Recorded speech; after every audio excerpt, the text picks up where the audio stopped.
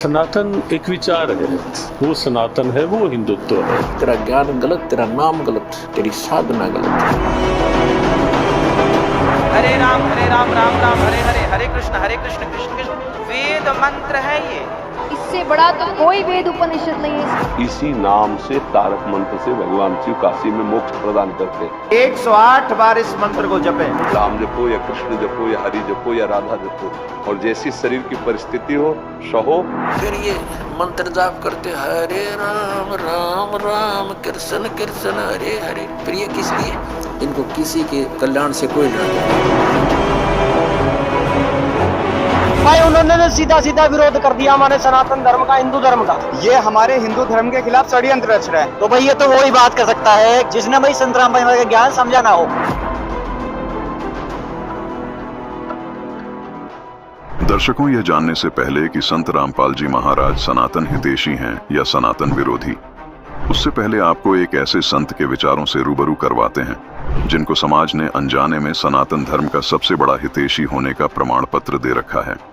ये हैं गीता मनीषी ज्ञानानंद जी महाराज, जिनके आश्रम वृंदावन कुरुक्षेत्र जैसे धार्मिक स्थलों पर बने हैं ताकि गीता जी के मानने वाले हर श्रद्धालुओं को गीता जी के गूढ़ रहस्य को जानने का मौका ज्ञानानंद जी महाराज से मिल सके। आइए गीता मनीषी ज्ञानानंद जी महाराज का यह इंटरव्यू आपको दिखाते हैं। इस इंटरव्यू को दिखाने का मकसद ये भी है कि ज्ञानानंद जी महाराज को गीता जी का सबसे बड़ा ज्ञाता ये समाज मानता है। वास्तव में ऐसा है या नहीं, इस इंटरव्यू को सुनने के बाद आपके सारे भ्रम दूर हो जाएंगे। ये धर्मगुरु समाज को सनातन से जोड़ रहे हैं या तोड़ रहे हैं। देखिए ये इंटरव्यू। राम महाराज जी, मैं बहुत सौभाग्यवान हूँ कि मैं आपके दर्शन कर पाई और आपसे मिल पाई। तो महाराज जी, मैंने आज आपके प्रवचन सुने थे, तो उसमें आप बता रहे थे कि कुछ लोग मानते हैं कि डेथ बेड पे जैसे 18वें अध्याय को पढ़ा जाता है। तो ऐसा क्या है 18वें अध्याय में, हमारे दर्शकों को बताइए। वास्तव में 18वां अध्याय गीता जी का जो है उसका नाम ही मोक्ष संन्यास योग है।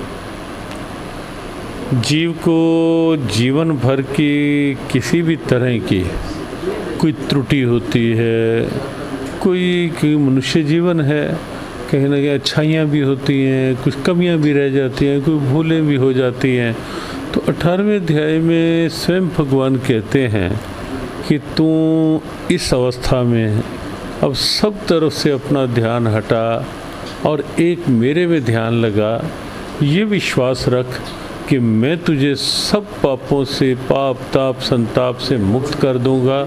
तो चिंता मत कर, मैं तुझे मोक्ष पद का अधिकारी बना दूंगा। तो 18वां अध्याय वो है जो जीव को मोक्ष पद का अधिकारी बनाता है, मुक्त करता है।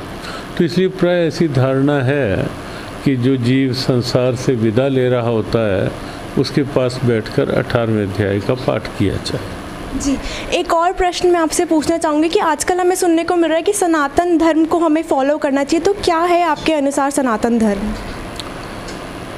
सनातन एक तो वो है जो सृष्टि के प्रारंभ से चल रहा है। विश्व भर की जितनी विचारधाराएं हैं, जितने सेक्ट्स हैं, जितने मतांतर हैं, जितनी भी संप्रदाय हैं, मज़हब हैं, वो आप देखेंगे उनका कोई टाइम पीरियड है। कब प्रारंभ हुए कोई टाइम निश्चित होगा, किसके द्वारा शुरू हुए कोई नाम निश्चित होगा। लेकिन विश्व में केवल एक सनातन है जिसके लिए ये नहीं कहा जा सकता कब और किससे। जब से सृष्टि बनी जो तब से प्रारंभ हुआ है वो सनातन है। तो सनातन धर्म और हिंदू धर्म में क्या फ़र्क है? मतलब मैं ये अपने लिए भी जानना चाहूँगी और दर्शकों के लिए भी। देखो, सनातन और हिंदू वस्तुतः पर्याय हैं।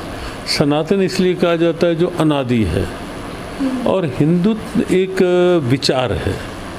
हिंदुत्व एक विचार है, एक सोच है।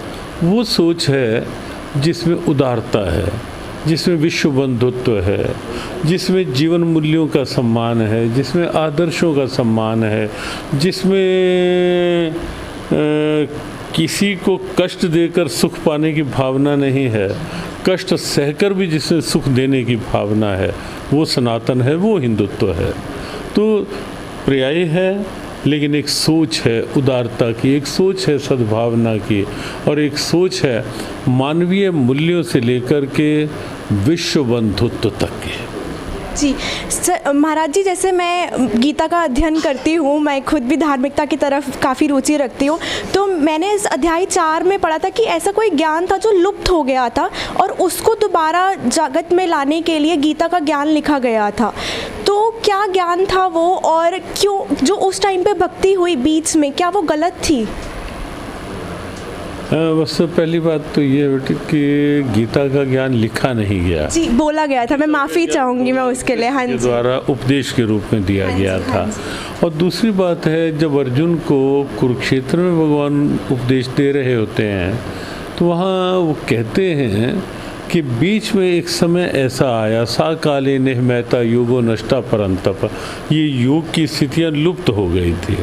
तो ये तो हम सब देखते ही हैं कि सूर्य के प्रकाश के आगे भी कहीं ना कहीं बादल आ जाते हैं, लेकिन फिर समय आता है जब हवाएं चलती हैं, बादल छटते हैं, सूर्य का प्रकाश फिर आगे आ जाता है। तो ऐसे ही समय के साथ साथ कुछ काल ऐसा बीच में रहा जिसमें योग का, ज्ञान का कहीं ना कहीं लोप सा हो गया। जैसे सूर्य बादलों से आच्छादित हो जाता है, तो कई ऐसी परंपराएं आ गई। तो ये बात केवल आज की नहीं है, क्योंकि आज की तो हम देखें तो भक्ति काल बीच में आया, जैसे भक्ति भाव का प्रभाव बना। लेकिन ये बात जो जब भगवान कृष्ण कह रहे हैं, इस बात को भी 5160 साल हो चुके हैं। तो ये उससे भी कहीं कहीं पहले की बात है, ये जो लुप्त हुआ और फिर से भगवान अर्जुन को दे रहे हैं। इसमें एक बात और भी आती है कि भगवान कृष्ण ये संकेत करते हैं कि मैं कोई नया उपदेश नहीं दे रहा, मैं वही उपदेश दे रहा हूँ जो सृष्टि के अनादिकाल से चल रहा है, और वही फिर नए रूप में तुझे दे रहा। जी, एक और मैं आपसे पूछना चाहूँगी सवाल कि ऐसा क्या ज्ञान है, ऐसे कौन से मंत्र हैं जो हमें जाप करने चाहिए जिससे हमारे प्रारब्ध के कर्मों का नाश हो जाएगा? देखो, जब तक जाप की बात है, मंत्र की बात है, ये अपनी अपनी निष्ठा का भाव है। भगवान का नाम जो भी है, अगर श्रद्धापूर्वक आप ले रहे हैं तो निश्चित है कि वो कल्याण करेगा ही। हाँ, एक ही मंत्र का किया जाए, अगर कहीं से दीक्षित मंत्र है तो उसी का ही करना चाहिए, ये विश्वास रख करके कि उस मंत्र में पूर्ण क्षमता है, उस मंत्र में पूर्ण ऊर्जा है, वो मंत्र मेरा हर स्थिति परिस्थिति में साथी, सहायक, सहारा, रक्षक है। ये विश्वास बनाकर मंत्र का जाप करेंगे तो मंत्र कोई भी कल्याण कर सकता है। क्या गीता जी में ऐसा कोई मंत्र मेंशन्ड है कि इस मंत्र का जाप करना चाहिए? देखो, गीता जी में ये तो आया है कि भगवान कहते हैं कि यज्ञ नाम जप यज्ञ, उसमें जप को भी भगवान ने यज्ञ कहा है। मां मनुस्मर युद्धे च, ये कहा है, बार बार कहा है कि मेरा स्मरण करते रहो। लेकिन पर्टिकुलर गीता में ऐसा नहीं है कि इसी नाम का ही स्मरण करो, क्योंकि उसके लिए भगवान ने एक बात इस कही गीता में कि पार्थ, इसके लिए तुम किसी ऐसे तत्वदर्शी गुरु का आश्रय लो, वो तुम्हें तुम्हारी मानसिक स्थिति देख करके तुम्हें ज्ञान का उपदेश देंगे, मंत्र का उपदेश देंगे, फिर उस पथ पर चलो। अर्थात भगवान ने भी गुरु परंपरा का सम्मान किया है। तद्विद्धि प्रणिपातेन परिप्रश्नेन, चौथे अध्याय की बात जो आपने कही, तो ये चौथे अध्याय में ही 34वां श्लोक है, जहाँ भगवान कहते हैं स्मरण तो करो भगवान का, लेकिन किसी तत्वदर्शी गुरु की शरण में रह करके उनसे ज्ञान का मंत्र का उपदेश लेकर। मैं एज अ श्रद्धालु कैसे आइडेंटिफाई करूं कि कौन है तत्वदर्शी संत? देखो, ये केवल कहने से नहीं होता, ये केवल लिखने से भी नहीं होगा कि हम ये लिखेंगे हम तत्वदर्शी के रूप में आए हैं फरीदाबाद। वो केवल कहने ना कहने, और अगर कोई कह के बोल रहा है कि ये न है, तो वहाँ विचार करना चाहिए। लेकिन वो अपनी अंदर की आस्था ही बता देती है, निकटता ही बता देती है, कहीं ना कहीं भाव, अंदर का भाव ही बता देता है कि मुझे कहाँ जुड़ना है, कहाँ। और इसीलिए हम प्राय ये कहते हैं कि कहीं भी जुड़ना है केवल भेड़ चाल के रूप में नहीं, जुड़ना है तो आप अपने अंदर की आवाज़ देखो। कब जुड़ना चाहिए? जब अंदर से आवाज़ आ जाए। कहाँ जुड़ना चाहिए? जहाँ से अंदर की आवाज़ आ जाए और स्वयं को लगने लगे कि ये क्या ठीक है। और ये निश्चित है कि जब अपना भाव अच्छा होता है तो आगे निश्चित वैसा प्रभाव मिल ही जाता है। तो अभी बहुत बहुत शुभकामनाएं और चर्चा फिर करेंगे। सबको जय श्री कृष्ण जी। धन्यवाद जी। दर्शकों, आपने ज्ञानानंद जी महाराज के विचार सुने। ज्ञानानंद जी महाराज को हिंदू समाज गीता जी का सबसे बड़ा मर्मज्ञ ज्ञाता मानता है, जिनकी अगुवाई में हर वर्ष अंतर्राष्ट्रीय गीता महोत्सव कुरुक्षेत्र में मनाया जाता है। जो संत अंतर्राष्ट्रीय स्तर पर भारत का प्रतिनिधित्व एक धार्मिक गुरु के तौर पर करता है, उन्हें यह भी नहीं पता कि गीता जी में किसी पर्टिकुलर यानी किसी विशेष मंत्र का जिक्र है या नहीं। इसका मतलब क्या? गीता मनीषी ज्ञानानंद जी महाराज ने गीता अध्याय नंबर 8 श्लोक नंबर 13 नहीं पढ़ा, जिसमें गीता ज्ञानदाता ब्रह्म साफ साफ कह रहा है कि हे अर्जुन, मेरा केवल एक ओम अक्षर का मंत्र है। चलिए एक बार फिर सुन लीजिए ज्ञानानंद जी के विचार। जब एंकर ने पूछा कि क्या गीता में कोई विशेष मंत्र का जाप करने के लिए लिखा है, तो देखिए ज्ञानानंद जी ने क्या कहा। क्या गीता जी में ऐसा कोई मंत्र मेंशन्ड है कि इस मंत्र का जाप करना चाहिए? तो गीता जी में ये तो आया है कि भगवान कहते हैं कि यज्ञ नाम जप यज्ञ, उसमें जप को भी भगवान ने यज्ञ कहा है। महामनुस्मर युद्ध ये कहा है, बार बार कहा है कि मेरा स्मरण करते रहो।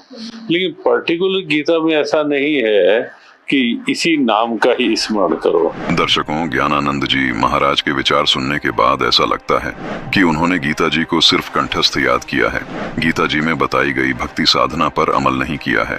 केवल गीता जी पढ़ने से बात नहीं बनेगी, गीता जी को फॉलो करना पड़ेगा। उसमें जो भक्ति विधि लिखी है उसके अनुसार साधना करने से बात बनेगी। ऐसे अज्ञानी धर्म गुरुओं के बारे में परमात्मा की वाणी है कि गीता और भागवत पढ़ें, ये बांचे पुराण 18, जड़ को अंधा पत्ते खिलावे, ये भूले सिरजनहारा।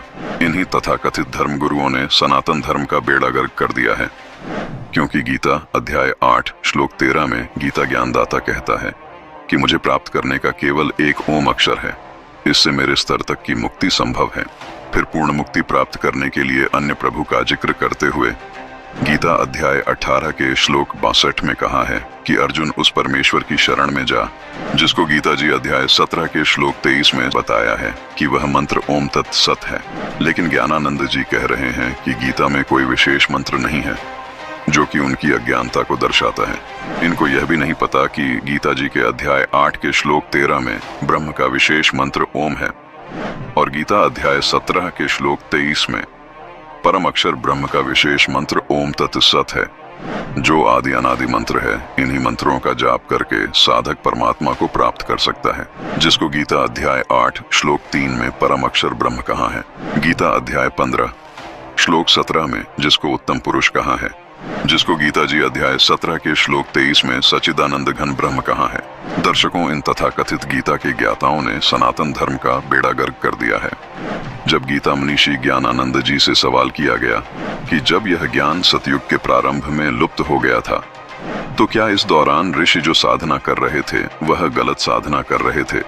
तो देखिए ज्ञानानंद जी महाराज ने क्या जवाब दिया। जी महाराज जी, जैसे मैं गीता का अध्ययन करती हूँ, मैं खुद भी धार्मिकता की तरफ काफ़ी रुचि रखती हूँ, तो मैंने इस अध्याय 4 में पढ़ा था कि ऐसा कोई ज्ञान था जो लुप्त हो गया था और उसको दोबारा जगत में लाने के लिए गीता का ज्ञान लिखा गया था। तो क्या ज्ञान था वो, और क्यों जो उस टाइम पे भक्ति हुई बीच में, क्या वो गलत थी?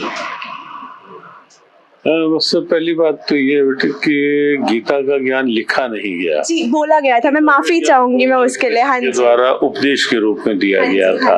और दूसरी बात है, जब अर्जुन को कुरुक्षेत्र में भगवान उपदेश दे रहे होते हैं तो वहाँ वो कहते हैं कि बीच में एक समय ऐसा आया, सा काले निहमैता युगो नष्टा परंतप, ये योग की स्थितियां लुप्त हो गई थी। तो ये तो हम सब देखते ही हैं कि सूर्य के प्रकाश के आगे भी कहीं ना कहीं बादल आ जाते हैं, लेकिन फिर समय आता है जब हवाएं चलती हैं, बादल छटते हैं सूर्य का प्रकाश फिर आगे आ जाता है।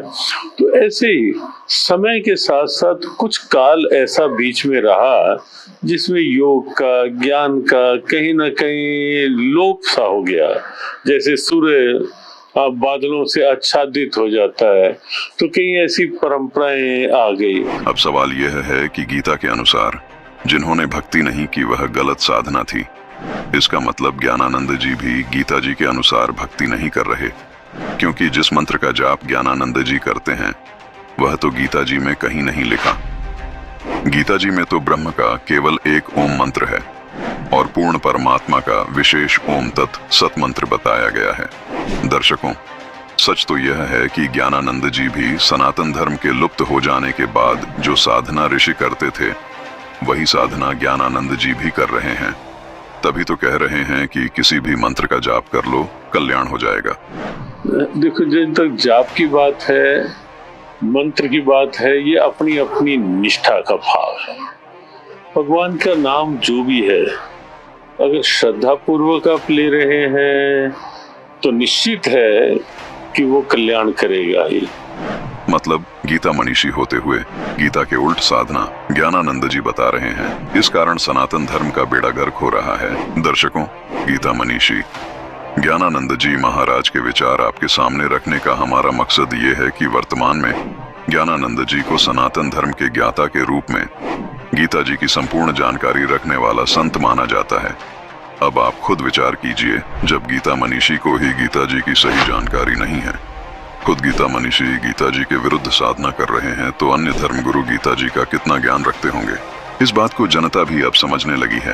दर्शकों, पवित्र गीता जी एक ऐसा प्रमाणित मीटर है जो सिद्ध करता है कि कौन सच्चा सनातनी है। बहुत से धर्मगुरु सनातनी होने का दम भरते हैं। जब गीता जी के मीटर में हमने ज्ञानानंद जी महाराज को मापा तो पाया कि वो मनमानी साधना कर रहे हैं। उनके मंत्र गीता अध्याय 8 श्लोक 13 से और गीता अध्याय 17 के श्लोक 23 से मेल नहीं खाते। आइए ज्ञानानंद जी की तरह